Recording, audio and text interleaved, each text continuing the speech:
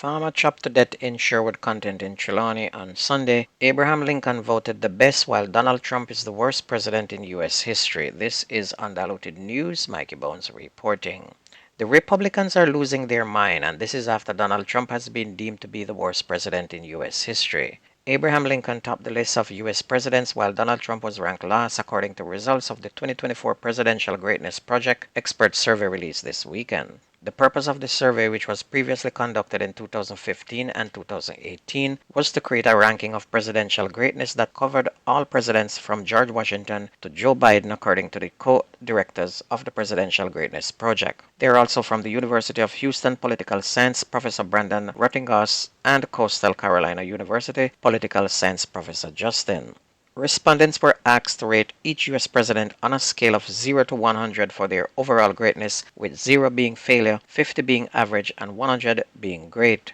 Lincoln placed first with 95.03 average, followed by Franklin Delano Roosevelt in at number 2 with 90.83, George Washington at number 3 with 90.32, Teddy Roosevelt at number 4 with 78.58, and Thomas Jefferson at 5th with 77.53, the survey results shows. At the bottom of the rankings, Trump received the lowest ratings with a 10.92 average in the 45th position, ranking him the worst president in U.S. history. But the other thing that makes them lose their mind was that President Joe Biden was ranked in the top third of the list, placing at number 14 with a rating of 62.7, Barack Obama is in at number 7, and Bill Clinton was ranked number 10. And this year's results are based on 154 responses from scholars whose work engages presidential politics and who are members of the American Political Science Association, according to a statement released by the University of Houston. Lincoln has topped the list all 3 times since it started, and Trump was also last in 2018 as well, but not included in 2015 because President Obama was still president. And somebody's having sleepless nights all week this week. Over in Jamaica, Prime Minister Andrew Holness has stated that if laws to address crime and violence is not enforced, the Jamaican state may collapse. Mr. Holness stated that his government has changed its policy approach to legislation, made major investments in national security, and has now seen results. He also stated that Jamaicans do not consider crime and violence as a significant danger to the country's survival. Instead, he argued many Jamaicans view crime as a street-level problem or restricted to only certain areas. To address this, he said it is imperative that the government change the legislation to create this understanding that gang violence and crime are a threat to the existence of the Jamaican state. He stressed that citizen-on-citizen crime and violence challenges public safety, but also suggests that when this is coordinated and organized, it poses a threat to the state.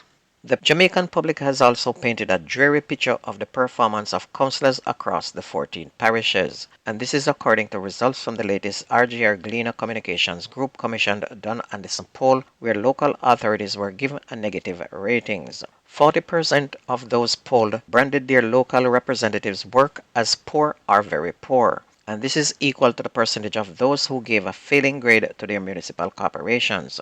Trailing close behind is the 36% of respondents who said that their councillor's performance was average. But what could serve as either a damper or a boost in confidence for candidates is the 24% who gave a positive rating to their councillors.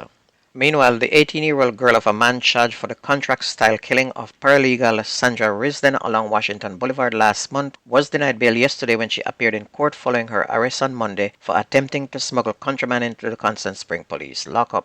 Corrina Clark, a resident of Woodpecker Avenue in St. Andrew, was charged on Monday with the offense of introducing contraband into a lockup and unlawful possession of property after the cops seized 2 cellular phones, a quantity of ganja, and other contraband in her possession at this station. Miss Clark, who is pregnant, hid the contraband in a container of food which was being delivered to her boyfriend, Ojo Russell. She was refused bail when she appeared before the St. Andrew Parish Court yesterday afternoon and is to return to court on March 5th. Miss Risden, 63, was gunned down in traffic along Washington Boulevard on January 18 by men on a motorcycle, and Russell was captured a few hours later in the Waterhouse community. Meanwhile, a farmer was chopped to death at his home in Sherwood Content District, Trelawny, on Sunday. William Jenkins was heard crying for help about 2 a.m. and the police was called. He was found on his bed with multiple wounds. Mr. Jenkins was transported to hospital where he was pronounced dead. An investigation was launched and a man suspected of carrying out the machete attack was arrested, and the man is to be questioned once his legal representative is finalized. Andre Bromfield, the former delivery supervisor who was sentenced to 18 years and 5 months at hard labor for the murder of his then 24-year-old girlfriend, Chantel White, just over 4 years ago, had his sentence reduced by 2 years and 15 months due to what the appeal court said were errors in the approach adopted by the sentencing judge. Bromfield had pumped 5 shots into White's head in a supermarket in Mandeville, Manchester in December of 2019. Bromfield had pleaded guilty to manslaughter during his first court appearance after the killing, and he was sentenced in May of 2022. He will now serve 15 years and 7 months imprisonment at hard labor. And according to facts of the case unveiled during the trial, both Bromfield and White, who were employed to Master Tech Food Store in Manchester, were involved in an intimate relationship. On December 31st of 2019 at approximately 6:15 p.m., White was seated in the lunchroom of Master Mac Food Store along with another co-worker. Bromfield entered the lunchroom and told the co-worker, "Me I go tell you something what happened earlier today." Keeda come in at the lunchroom and hug her up and kiss her on her cheek, to which White responded, "I should upon me lip him kiss me." Bromfield, in a jealous rage, then pulled his licensed firearm, fired several shots at White, killing her. And the following day, January 1st of 2020, Bromfield surrendered to the police. And upon being cautioned, he said, "Me take up this girl, give her everything, build her all 2-bedroom house, pay off her credit card, and me realize say she have another man. Me see the youth a kiss her up, me talk to her, and she a diss me up. Me just snap," he said. Ladies, always remember this. Man can give bun, but don't expect them to take bun. Bun is deadly to a man.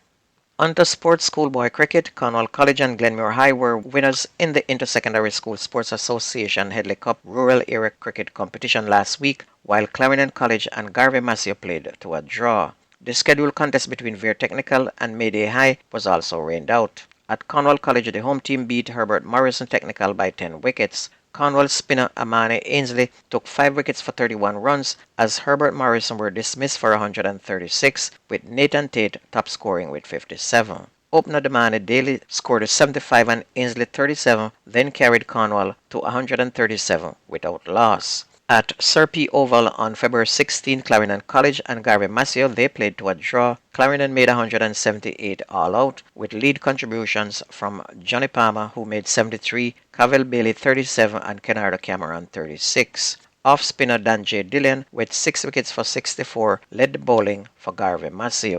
Garvey Massey High then batted to 100 for 6 wickets against Clarendon College fast bowler Dewani West, who took 3 for 19, and leg spinner Dan J. Larmont 2 for 13 when stumps were drawn. And don't forget, the best news and sports takes place on this station. If you ever miss the news, please go to YouTube, type in Jamerican Undiluted News, listen, like, share, and subscribe to keep it going. That's news and sports on your favorite station. My name is Mikey Bones. I gone.